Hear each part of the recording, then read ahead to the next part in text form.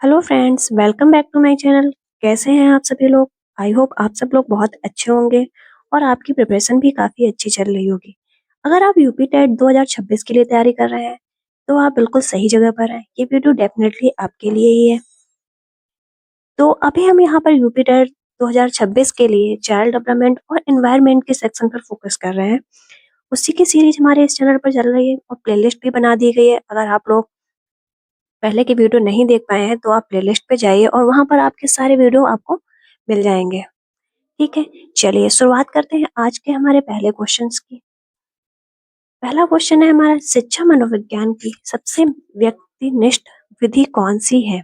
पहला ऑप्शन है निरीक्षण, दूसरा ऑप्शन है बहिदर्शन, तीसरा ऑप्शन है प्रयोगीकरण और चौथा ऑप्शन है अंतर्दर्शन। तो हमारा जो करेक्ट आंसर है वो है ऑप्शन 4, ऑप्शन डी, अंतर्दर्शन।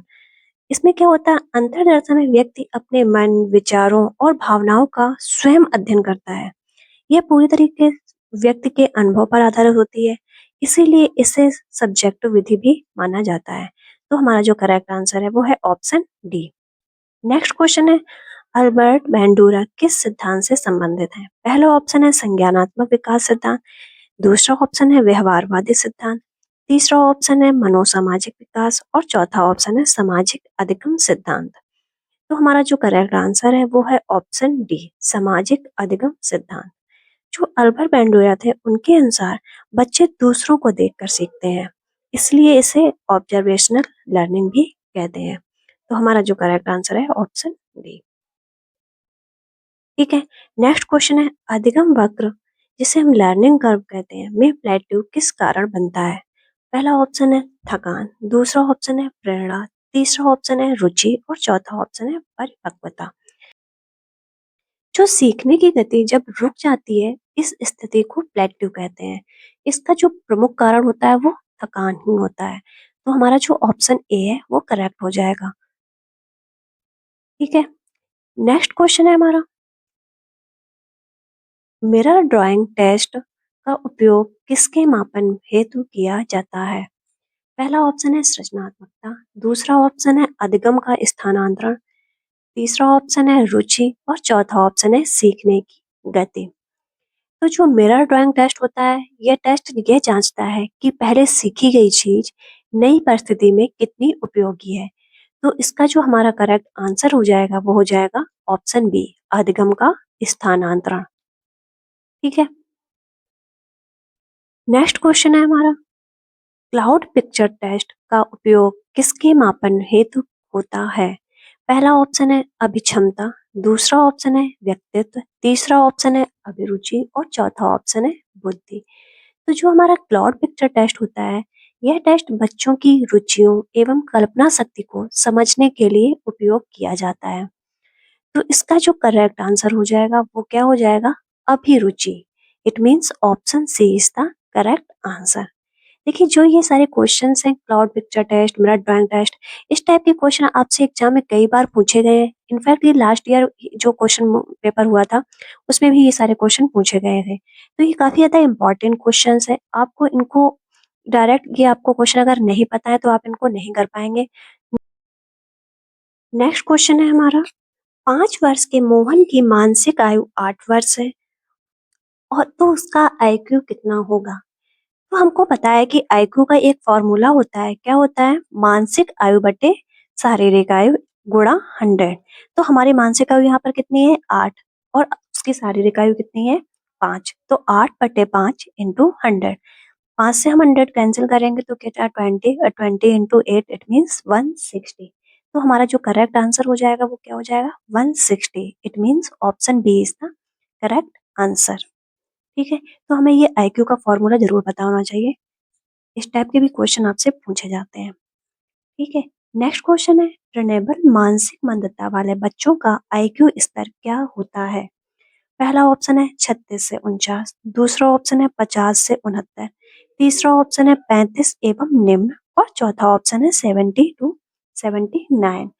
तो जो हमारे मानसिक मंदता वाले बच्चे होते हैं उनका आईक्यू जो स्तर होता है वो होता है 36 से 49। ठीक है, it means option A is the correct answer.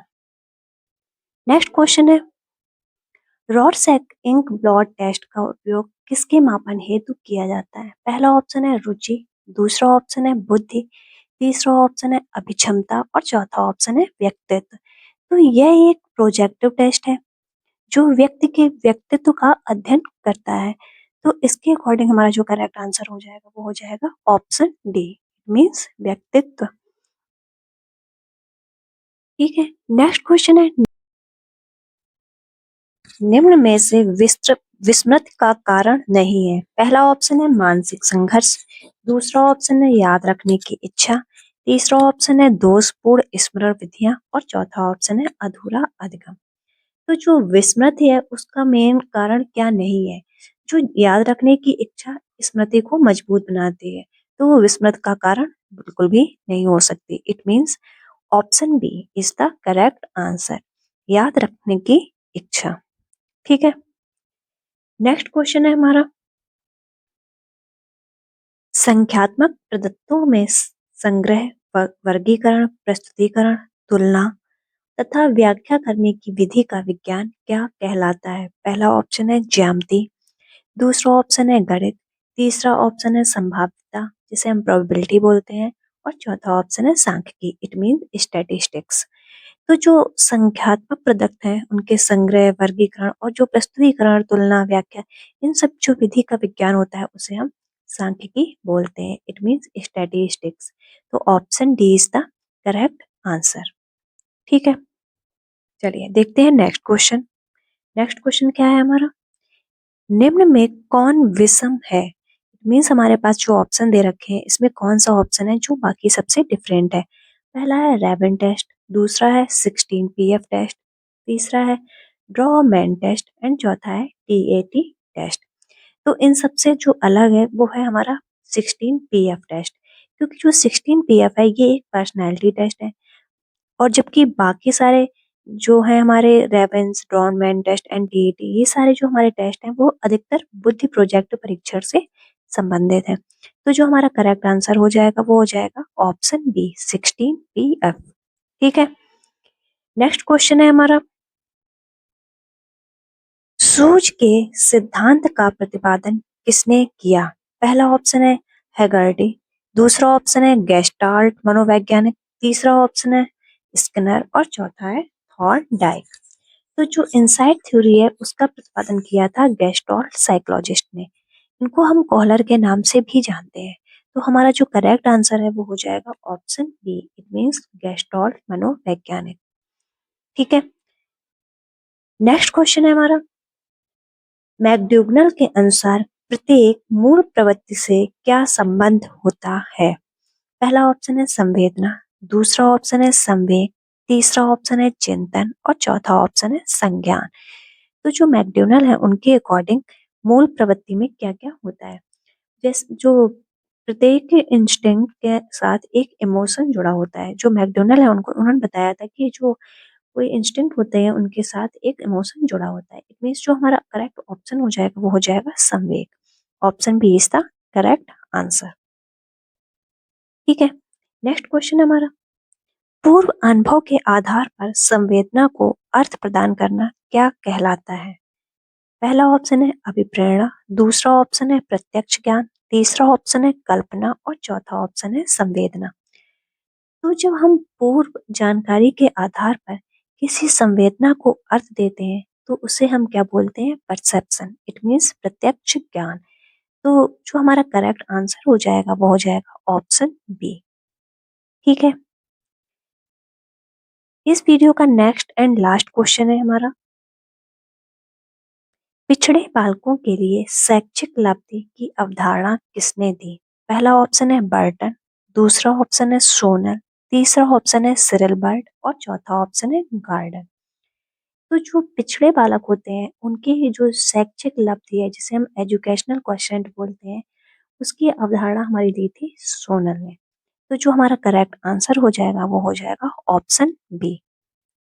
ठीक है, तो ये थे आज के हमारे कुछ इंपॉर्टेंट क्वेश्चंस जो हमारे यूपी टेट, सी टेट या सुपर टेट या कोई भी टीचिंग एग्जाम जो जिसमें चाइल्ड डेवलपमेंट पूछा जा रहा है, उन सभी एग्जाम्स के लिए इस क्वेश्चन काफी ज्यादा इंपॉर्टेंट है।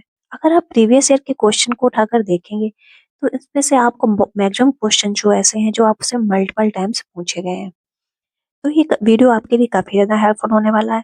इसको आप जरूर देखिएगा और इन जो क्वेश्चंस अभी तक हम इस सीरीज में कर रहे हैं उन सभी क्वेश्चंस को बार बार रिवाइज भी करिएगा, जिससे कि आपसे एग्जाम में कोई भी गलती ना हो।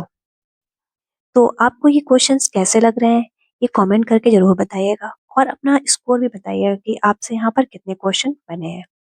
ठीक है, तो फिर मिलते हैं नेक्स्ट वीडियो में कुछ और इम्पोर्टेंट क्वेश्चंस के साथ, कुछ न्यू कॉन्सेप्ट के साथ। तब तक के लिए आप पढ़ते रहिए और चैनल को सब्सक्राइब जरूर कर दें अगर आप चैनल पर नए हैं, और अपने दोस्तों के साथ भी शेयर कर दीजिए जिससे कि उनको भी एक एग्जाम, उनके एग्जाम के लिए उनको हेल्प मिल सके।